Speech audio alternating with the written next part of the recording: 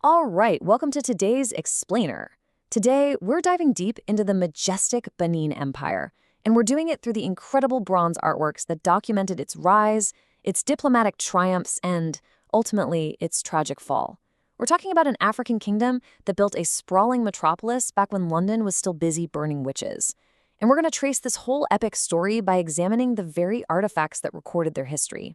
Picture this, it's 1897, and British soldiers and European explorers have just encountered these stunning masterpieces in Benin City. And honestly, they were absolutely floored by their brilliance.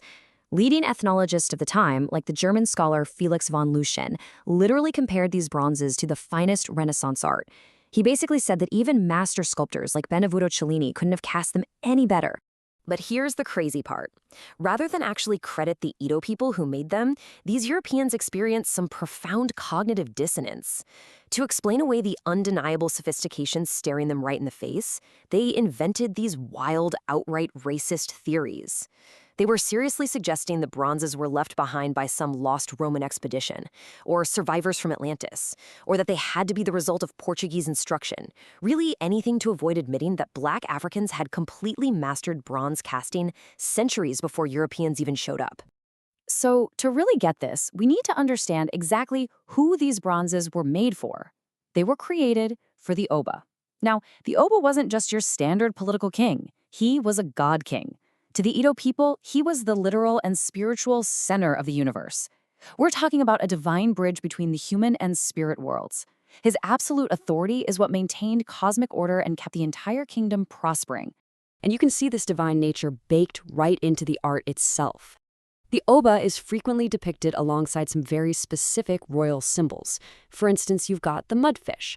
Since it survives in both water and on land, it perfectly represents the Oba's ability to cross between the physical and spiritual realms. Then you have the leopard, the stealthy, apex predator of the forest that hunts all by itself. That symbolizes the Oba's fearsome, solitary, and precise power. Now, just try to imagine the sheer scale of all this. Observers like the Dutch geographer Olfert Dopper were absolutely stunned by the Oba's vast palace complex back in the 17th century. I mean, we're talking about a metropolis with avenues wider than the ones in Amsterdam. And inside this massive palace, thousands of these intricately cast bronze plaques covered the wooden pillars from top to bottom. It was essentially a sprawling, visual historical archive detailing their mythologies, their kings, and their epic war exploits. Section 2. Masters of Metal. Let's take a quick look at the astonishing technology behind these archives, which were crafted exclusively by the elite guild of Benin bronze casters. You really have to think about the immense pressure involved in this lost wax process. Here's how it worked. First, the artists sculpted a highly detailed form out of wax. Then they encased that wax in multiple layers of clay.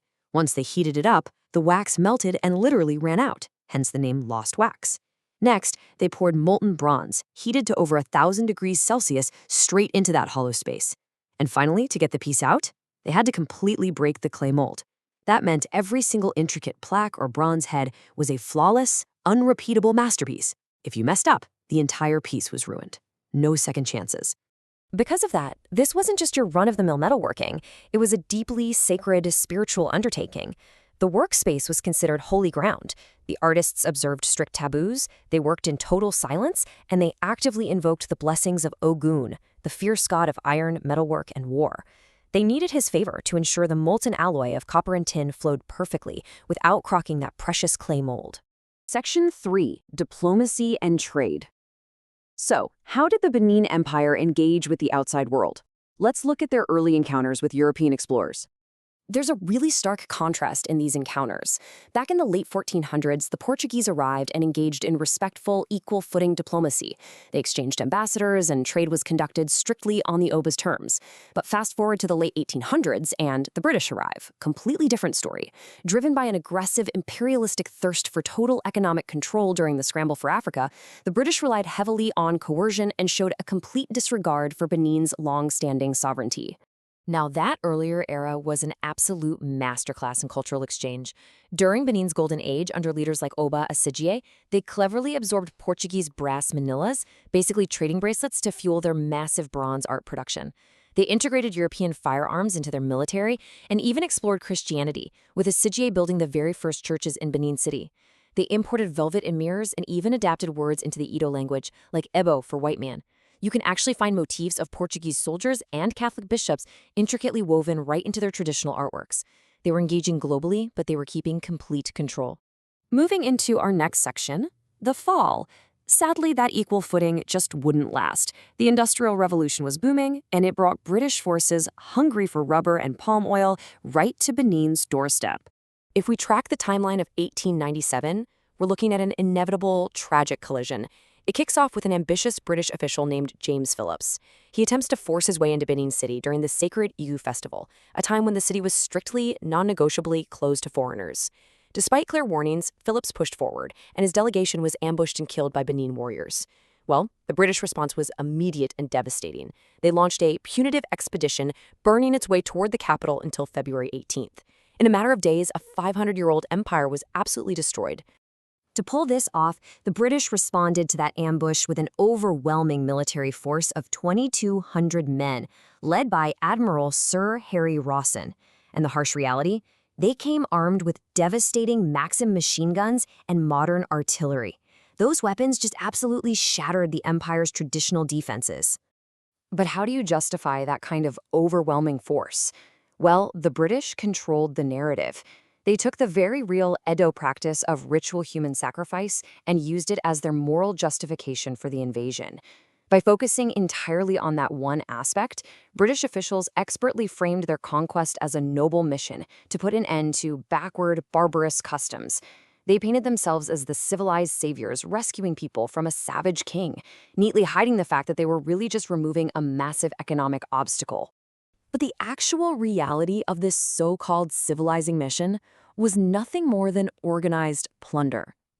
Once they breached the city, British troops systematically pried the bronze archives right off the palace walls with crowbars. They smashed sacred ancestral altars like they were just scrap metal. They hacked 10-foot carved ivory tusks into pieces, leveled the ancient earthen walls with explosives, and finally, burned the entire city down to ash. And the real kicker? They took those stolen bronzes and auctioned them off in London simply to reimburse the costs of their own military campaign. Which brings us to our final section. The fight for memory. Let's look at the aftermath and what actually became of the witnesses to this history. Following the utter destruction of the city, Oba Oven Ramwen was put on trial right in the ruins of his own palace. He was stripped of his divine status and exiled to Calabar to die far from his ancestors. Meanwhile, the Bronzes, which remember were the literal theological and historical memory of the Edo people, were scattered across Western museums and private collections as mere exotic commodities. You can find them in London, Berlin, Chicago. In a matter of weeks, the historical memory of an entire civilization was quite literally boxed up and shipped away. The story of Benin was rewritten by the victors. But memory is a lot harder to destroy than cities. As modern nations are finally beginning the slow, complicated process of repatriating these stolen witnesses, we're left to ponder a really vital question. If these masterpieces are the living memory of the Benin Empire, where does that memory rightfully belong today? I want you to really think about that as you process the incredible legacy of the Edo people. Thanks so much for joining me on this explainer, and as always, keep questioning the history you've been taught.